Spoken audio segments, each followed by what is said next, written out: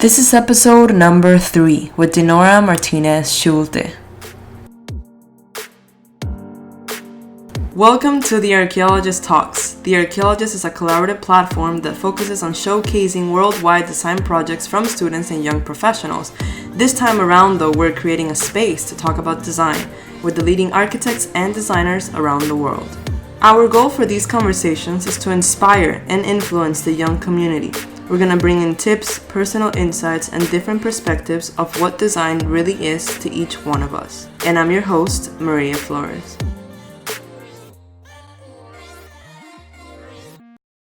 Hey guys, so today on the podcast we have a very special guest. We have someone that we have seen grow in their professional career and personal life through a constant contact in social media.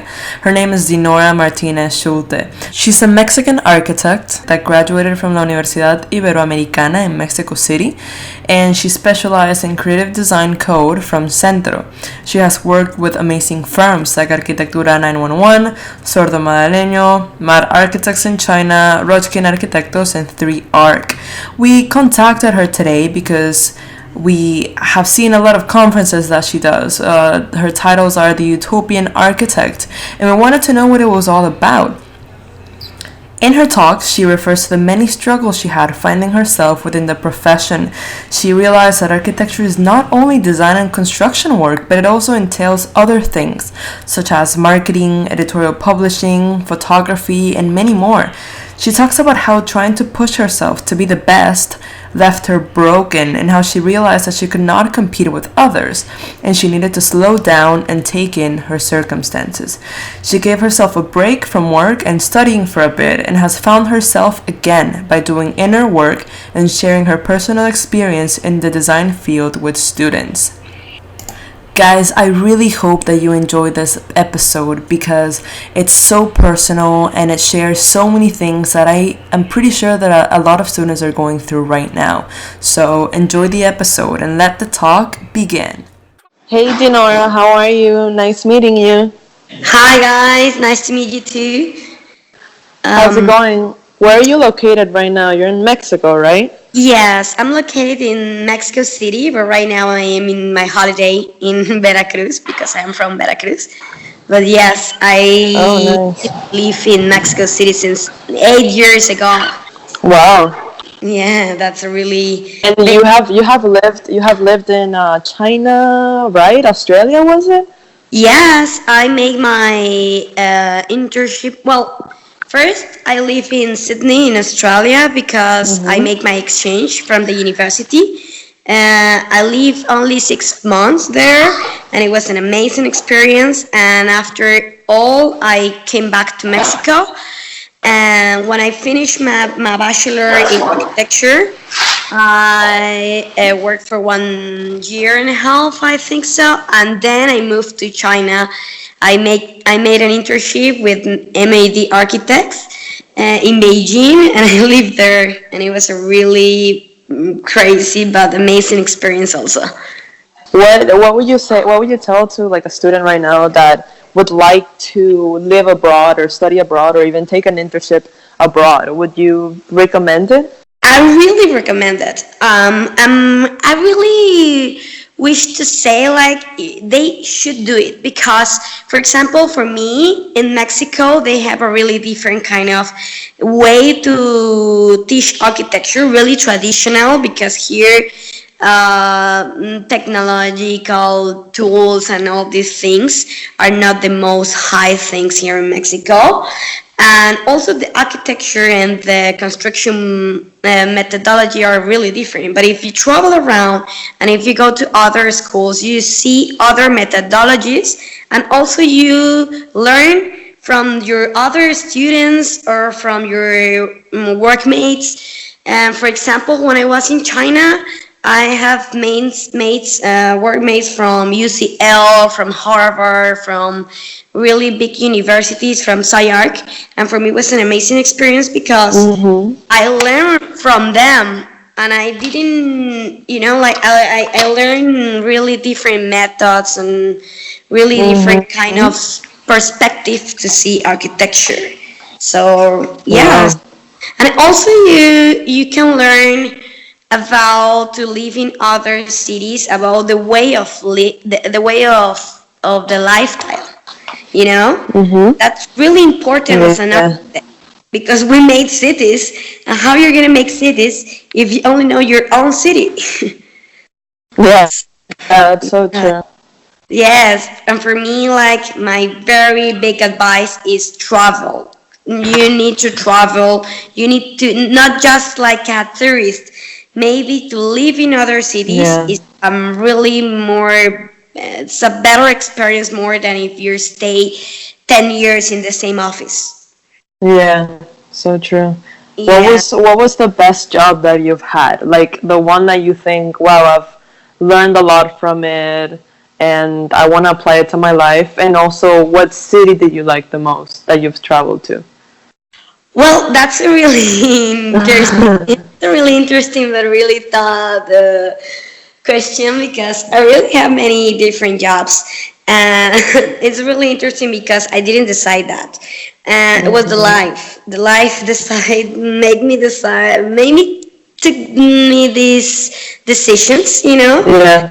And because many different conditions in many different things was happening in my life, but the most interesting, well, first I worked with Michel Rojkind, and work with him was a really interesting experience because I didn't work as an architect. I worked as like a marketing director and communications, so making communication with this guy. And we know like Rocking have a really big influence in all over the world. So for me, it was a really difficult experience, but also really challenging because it was the first time that I have to improve my English, that I have to improve my way to Yeah.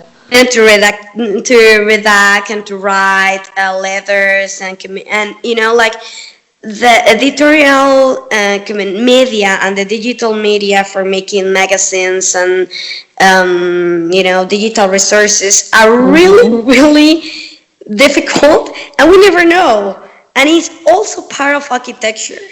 We Yeah. when we are in the bachelor we think like I mean in the university we think like as an architect you only have to construct to build, and that's not true. Like also media editorial and making books and critical are part of architecture. So I this, agree. I Yeah. remember when most of my mates from the university told me like, "You're not doing architecture, you're doing editorial, or you're Oh doing my god. yeah." I can definitely relate to that. I know, and why are you deciding to do this? And I was like, whoa, hold on. I have a lot of relationship with architects, with architecture, and also I have a really big relationship with the projects that Michelle are doing inside the office because they have to. So that's part of it. But this experience make me appreciate it. And after the most fun and interesting, it was going to China and work with MAD architects. More about their famous. That's not the most important thing. The most important thing, like Matt are doing, they have a research group. So for me, it was impressive. Like there is no more studios, or there are no more studios like doing research at the same time that they are doing architecture, you know.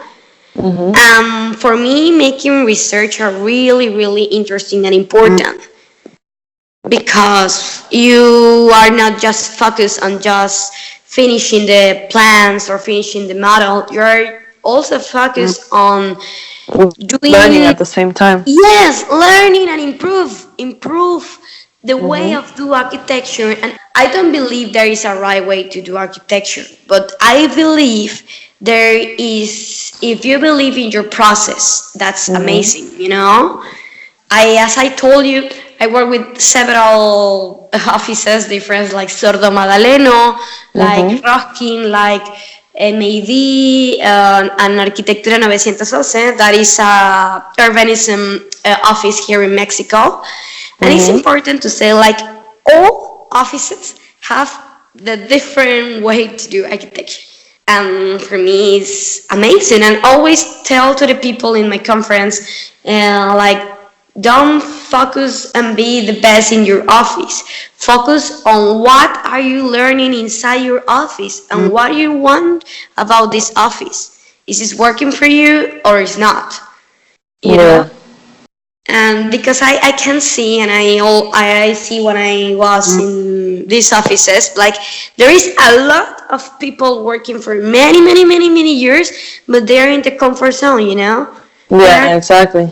Yes, and they're just working because they need money, or And they sometimes want. they're unhappy because they're not really doing what they love 100%, you know? Yeah, totally. Or maybe they don't believe in their office, you know? Mm-hmm. They don't. When you're working with someone, you need to believe in them. You know, you need Yeah. to feel identify and say, "Oh my God, this methodology is working with my mind."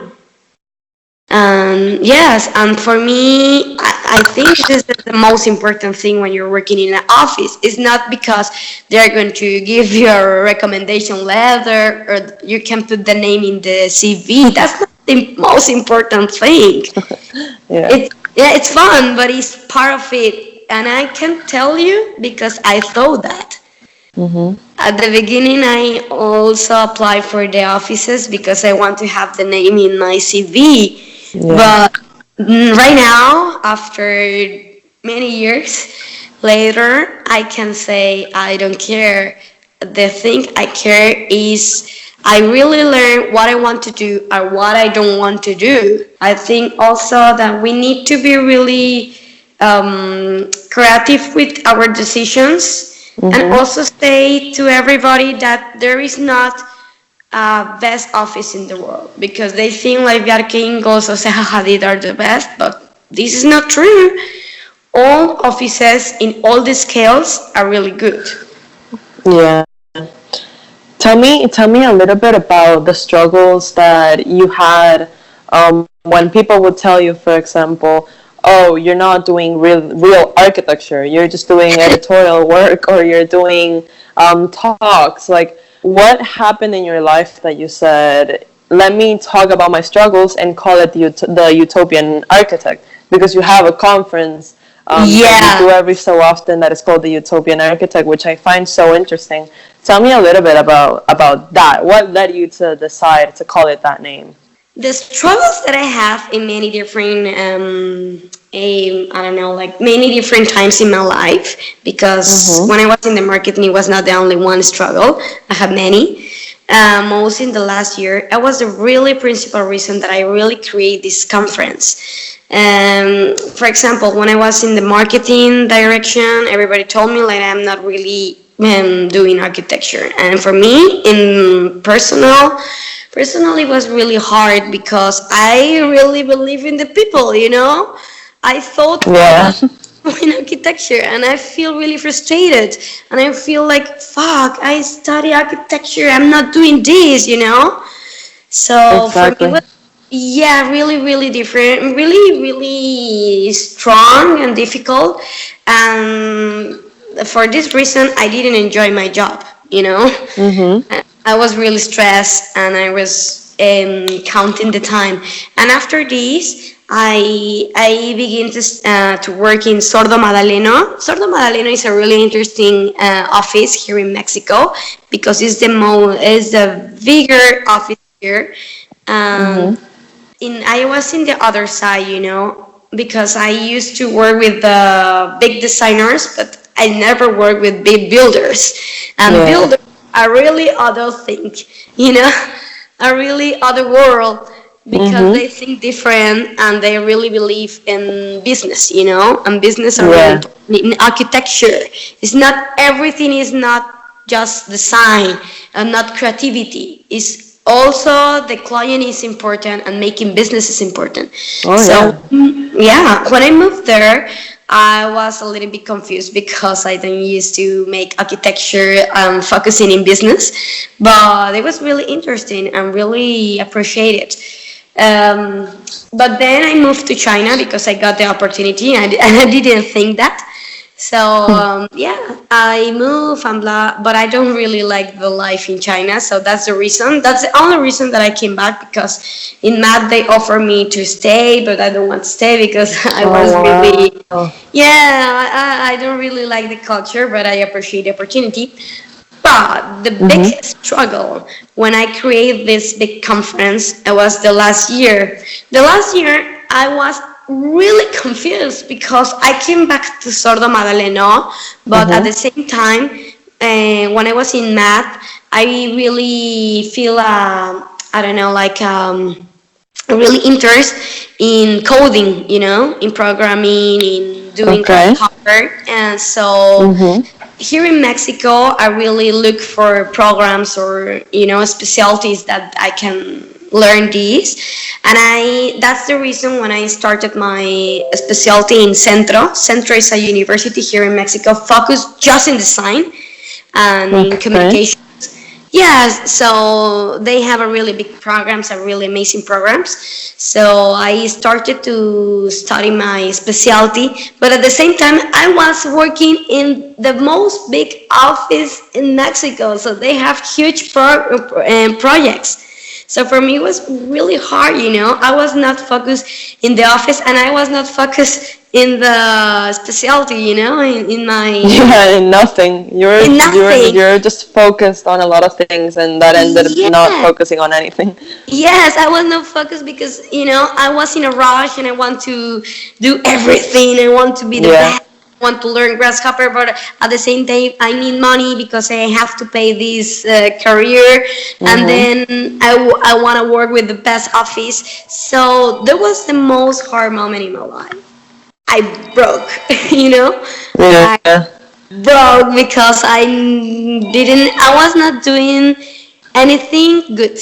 I was doing everything a really big disorder, So I Yeah. got depressed. I quit from Sordo Madaleno.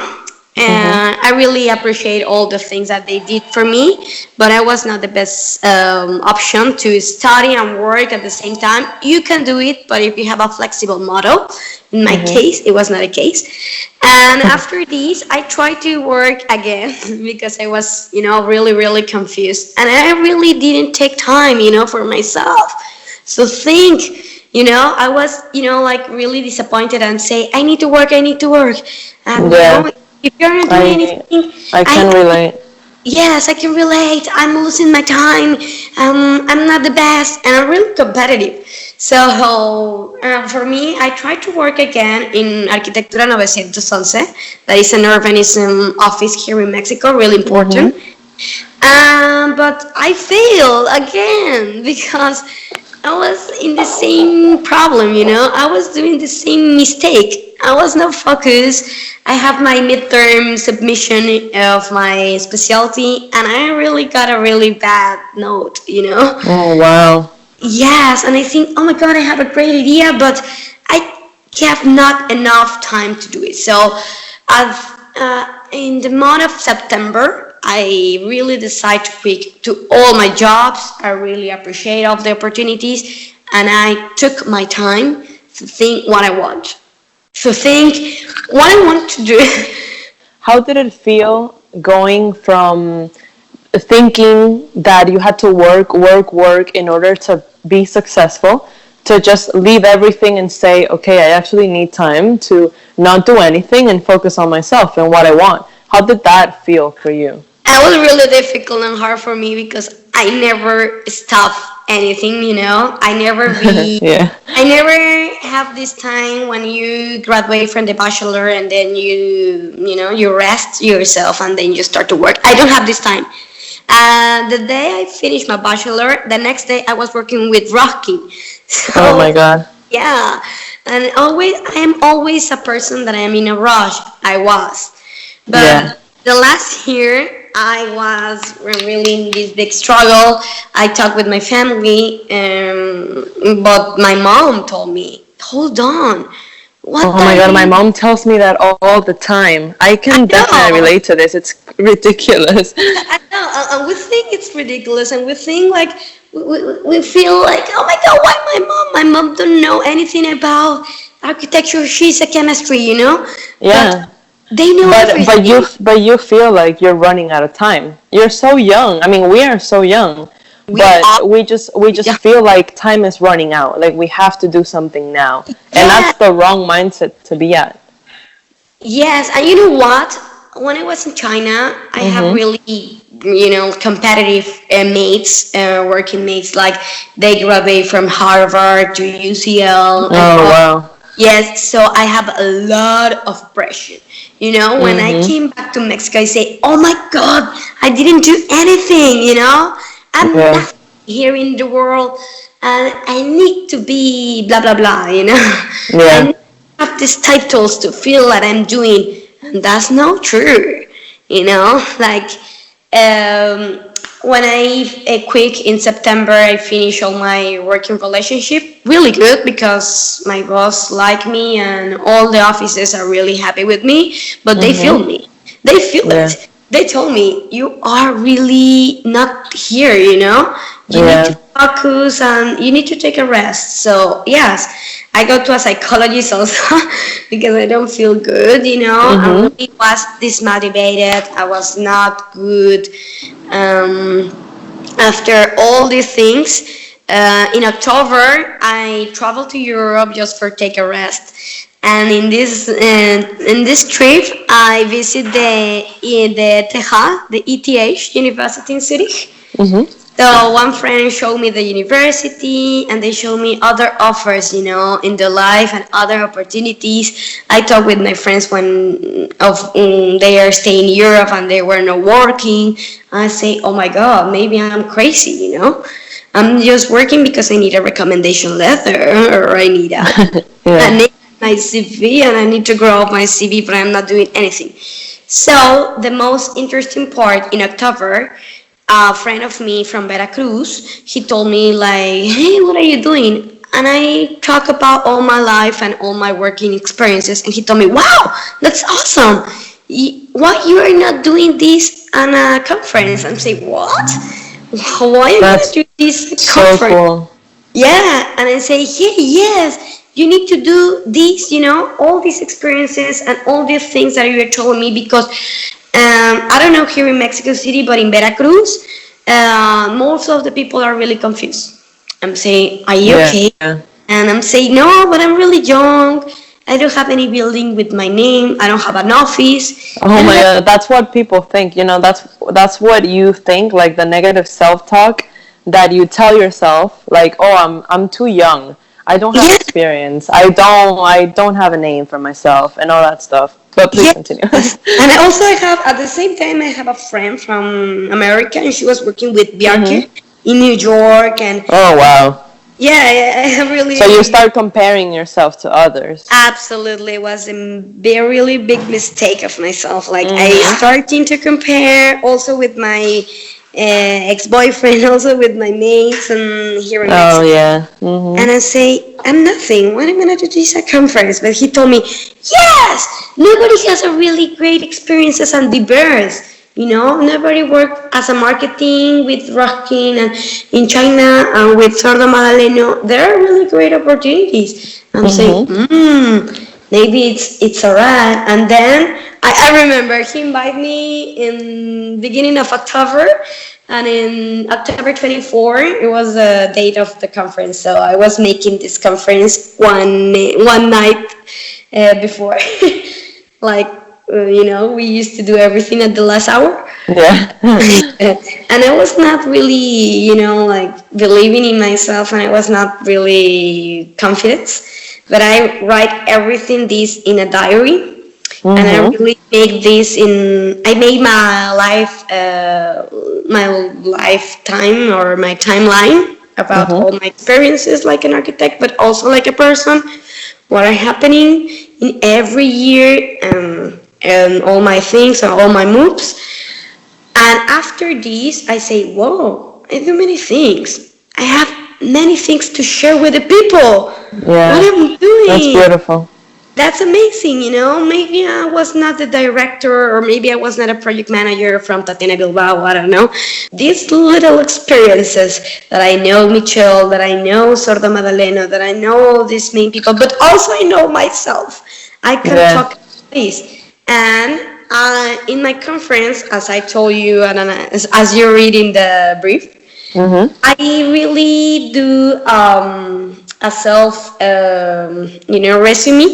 And after watching all my career, I classified the architecture in three worlds, like creativity, like all these main designers, and all these offices, like the main focus are, or the main focus of this is the creativity, like they want to change the world. I can say that, they want to be different, they want to be radical, and they want to improve the design skills, the design methodology to do a better architecture. In the other hand, there is the realism. They have many different kind of perspective, and also there is a lot of specialties, a lot. Like there are the DRO, the responsibles, the consultories, the lighting, acoustics. All these people, like they are building, so they are really part of the architecture. And in the last point, there are the business people, the clients, the brokers, and all these people that they are making business with architecture. So I really analyzed all these parts that these are architecture, and all these different specialties, also the photographers, the marketings, editorial, criticism, everybody are part of architecture at the same level. There are no most important, They're really, really important. So if you're an architect, it's really difficult to decide what do you want when you are 25 years old. Yeah. That's super crazy. And also, there is also really hard to decide what do you want when you finish your bachelor and say, I want to be a builder or I want to be a broker. But the main focus of this talk with the students is to relax, guys, relax, take your time, and really. Yeah, that's a good advice. It's an amazing advice because I really see people in China dying at night, in the office, people in Mexico, people in Australia with really big pressure to be the best. And I think, and I really conclude with an example here in Mexico that is really important. Luis Barragan. Luis Barragan was an artist. He was an artist. I really appreciate artists with colors and experience. And there is also a lot of articles about Luis Barragan. They talk about emotional architecture.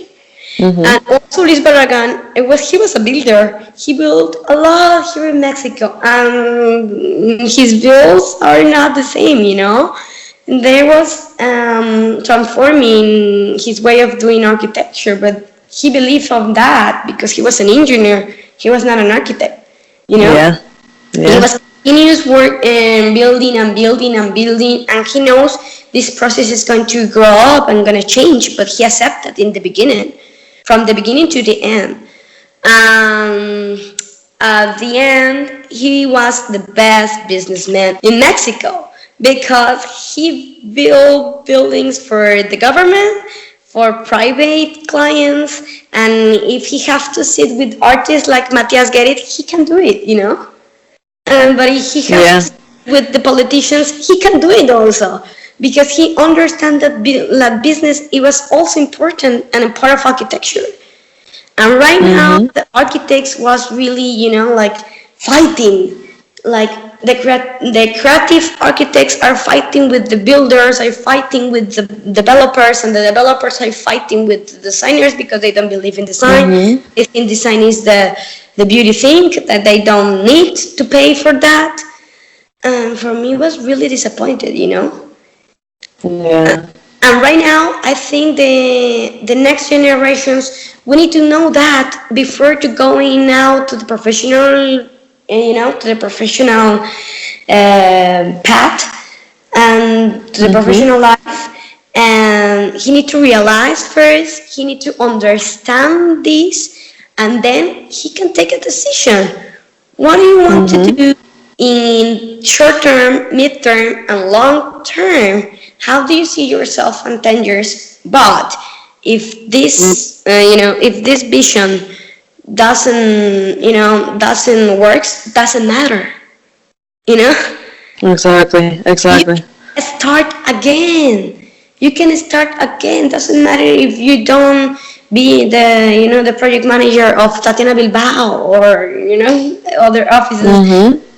Doesn't matter. Don't punish yourself as I did it for many years. Yeah. Enjoy what are you doing, and if you have to work with your parents or if you have to work in your aunt's office, it's also okay, but Yeah. just try to do yourself or the best of yourself. Maybe you can be a really big designer and you don't need to be with Zaha Hadid. And that's the really conclusion of my conference, and this conclusion came from these all the struggles that I have, and the most important thing of this episode of my life, I never planned to give conference. I never. And nowadays I did this conference for myself and by myself, just for me, and I repeat it again and again and again and again for believing myself. But right now, That's nice. yeah, but right now, this big personal, process that I did by myself, I want to share because I think I can help more people that I live in the same struggle like me. Thank you so much for, being so open and talking about everything that you experience, all your struggles.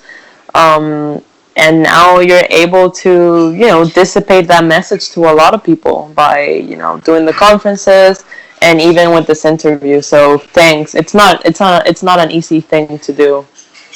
It's not an easy thing, and I think like the most of the conference are really, portfolios. When I go to a symposium or to an event of architecture, all the architects are talking about portfolios, like my project is, but nobody talks about their experiences. How do you went there, And that's other reason that I begin to do this, because I'm tired to see portfolios, I'm tired to see successful people just talking about buildings. Talk me about you. Exactly. Because we learn more. Because someday Frida Escobedo or all these big architects that I really, really appreciate, they were students. Yeah. Thank you for sharing your story, though. Thanks. It means a lot. That's amazing, and thank you so much for the opportunity to take your time for listening. I know I talk too much, but It's okay. It's okay. Thank you. Alright, that was episode number 3 with Dinorah Martinez Schulte. And if you're not following yet, you have to follow The Archaeologist on social media. Do so right now. We're on Instagram, Twitter, Facebook, Pinterest, and many more.